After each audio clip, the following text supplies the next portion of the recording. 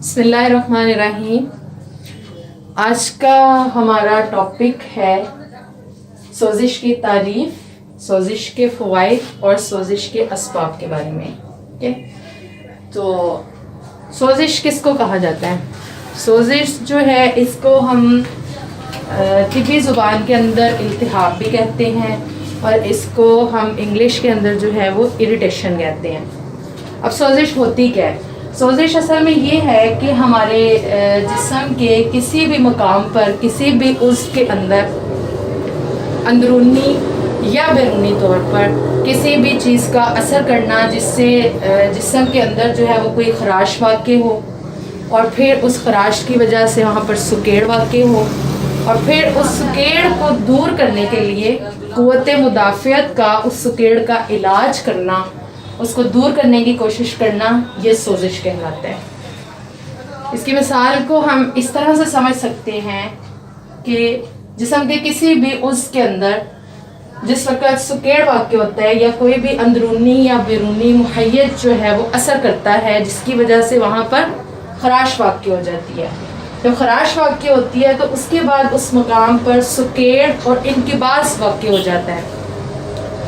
پھر ہوتا یہ ہے کہ اس سکیڑ اور انکباس کو دور کرنے کے لیے جو ہماری قوت مدافعت ہے، ہماری امیونٹی ہے، وہ اپنا کام کرتی ہے اور وہ کیا کرتی ہے، اس کو دور کرنے کے لیے وہاں پر بلڈ سرکولیشن کو بڑھا دیتی ہے تاکہ اس سوزش کو رفع اور دور کر دے.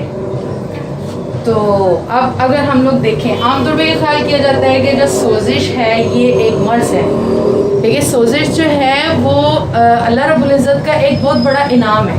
سوزش کے کیا فائدے حاصل ہوتے ہیں ہمیں کہ جس وقت بھی جسم کے اوپر سوزش واقع ہو رہی ہے، اصل میں تو یہ اس خراش کو دور کرنے کے لیے ہے جو جسم کے اندر پائی جا رہی ہے. تو سوزش کا فائدہ کیا ہوتا ہے کہ سوزش اس مواد کو، اس زہریلے مواد کو، اس خراش کو اس ایک حصے تک مقید کر دیتی ہے، اس کو وہیں پر باندھ دیتی ہے، اس کو آگے جسم میں بڑھنے سے روک دیتی ہے. تو گویا یہ ہمارے لیے قدرت کا ایک بہت بڑا انعام ہے.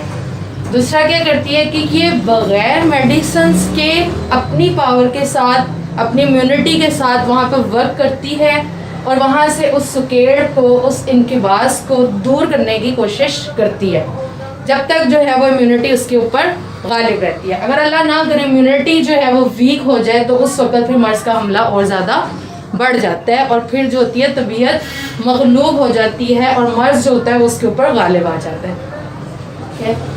اچھا، اب جس وقت بھی جسم کے کسی مقام کے اندر سوزش واقع ہوتی ہے تو کیا ہوتا ہے، وہاں پر 3 قسم کی تبدیلیاں اور چینجنگز آتی ہیں.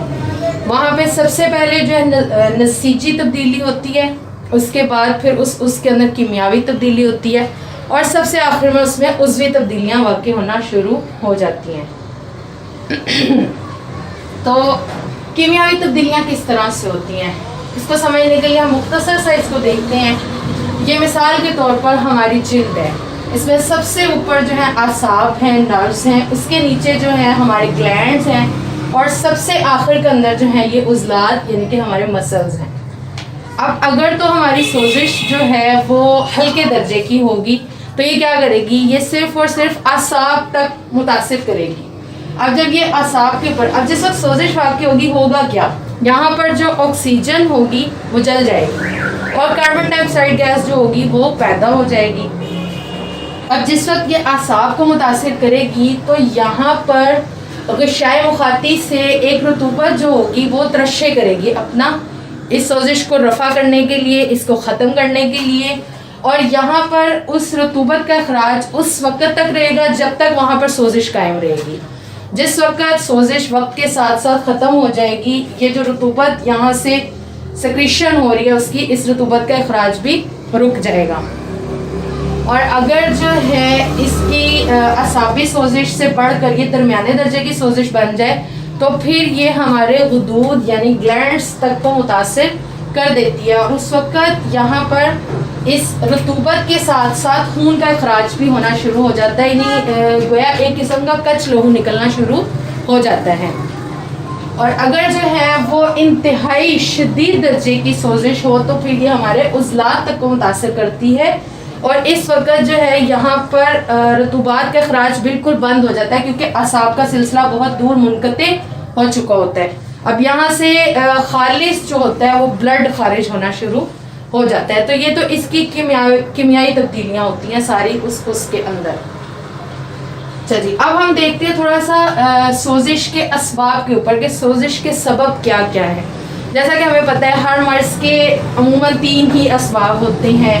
یا تو اس کے کیفیتی اور نفسیاتی اثرات ہوتے ہیں, یا اس کے مادی اور سمی اثرات ہوتے ہیں, یا پھر اس کے شرکی اور کیمیاوی اثرات ہوتے ہیں. کیفیتی اثرات کیا ہیں؟ یعنی گرمی یا سردی کا بڑھ جانا, کم ہو جانا, یا پھر غم غصہ وغیرہ. کیفیتی کے بعد جو ہمارے نفسیاتی اثرات ہیں اس میں ہمارا غم غصہ, پریشانی, خوف, ان کا افراط و تفریط ہونا. یا پھر مادی اور سمی اثرات یعنی کہ زہریلے مادے کا متعفن ہو جانا. تو یہ تو جس طرح سے ہر مرض کے اسباب ہوتے ہیں. اب ہم سوزش کے جون سے اسباب ہیں ان کو ہم 2 بڑی بڑی شاخوں میں تقسیم کر لیتے ہیں. جیسا کہ آپ اس چارٹ کے اندر اس کو دیکھ سکتے ہیں کہ سوزش کے اسباب جو ہیں وہ 2 ہیں. ایک ہے اس کے اسباب سابقہ یعنی متعدی اسباب, ان کو ہم مادی اسباب بھی کہہ سکتے ہیں, یعنی جو کسی مادے کی وجہ سے وہاں پر اثرات کر رہے ہیں. تو اسباب سابقہ اور متعدی یہ تمام وہ اسباب ہوں گے کہ یہ اس وقت حملہ کریں گے جس وقت ہمارے جسم کی امیونٹی جو ہے وہ ویک ہو جاتی ہے, یا ہماری اینیمل فورس جو ہوتی ہے اس کی ویک ہو جاتی ہے. تو اس وقت یہ اسباب جو ہوں گے ان کی وجہ سے سوزش واقع ہو سکتی ہے. اس کو ہم مزید 2 کیٹیگریز میں ڈیوائڈ کر سکتے ہیں. ایک یا تو اسباب سابقہ متعدی, یا تو یہ مقامی طور پر اثرات کریں گے, یا پھر جو اس کا اثر عمومی ہوگا. تو مقامی کو اگر ہم دیکھیں تو اس میں خون کی خرابی کی وجہ سے, یا دوسرے نمبر پر مخصوص ساختوں کی خرابی کی وجہ سے. ٹھیک ہے.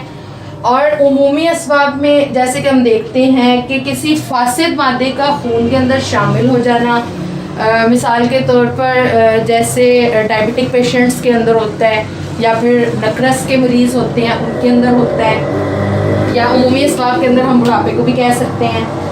اور اس کے علاوہ فضلات کا طبعی طور پر خارج نہ ہونا جیسے کہ ہم گردوں کے پیشنٹس کے اندر دیکھتے ہیں.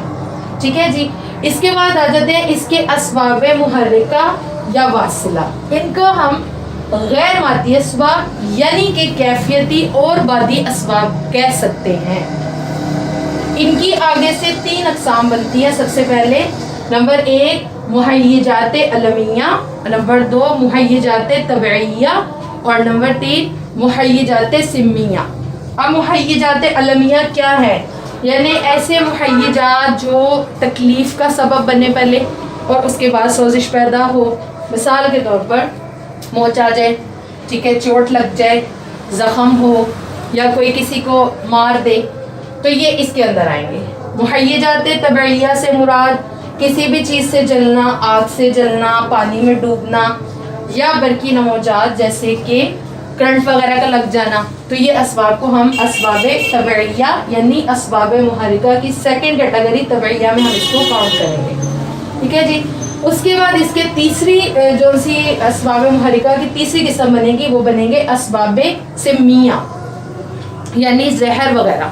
اس کے آگے سے 3 اقسام ہیں, یا تو وہ کیمیاوی زہر ہیں, یا وہ نباتی زہر ہیں, یا وہ حیوانی زہر ہیں. کیمیاوی اثرات کیا ہوں گے؟ جیسے ایسڈز اور کھاریں, ان کا استعمال کرنا, اس کی وجہ سے جسم کے اندر خراش واقع ہونا, اور پھر اس کو خراش سے جو ہے وہ سوزش کا پیدا ہو جانا. اور جو اس کے سمی اثرات میں نباتی ہوں گے جیسے کہ کسی کا کچلا کھا لینا یا میٹھا تیلیا کھا لینا, اس کی وجہ سے جسم کے اندر خراش اور سوزش کا واقع ہو جانا.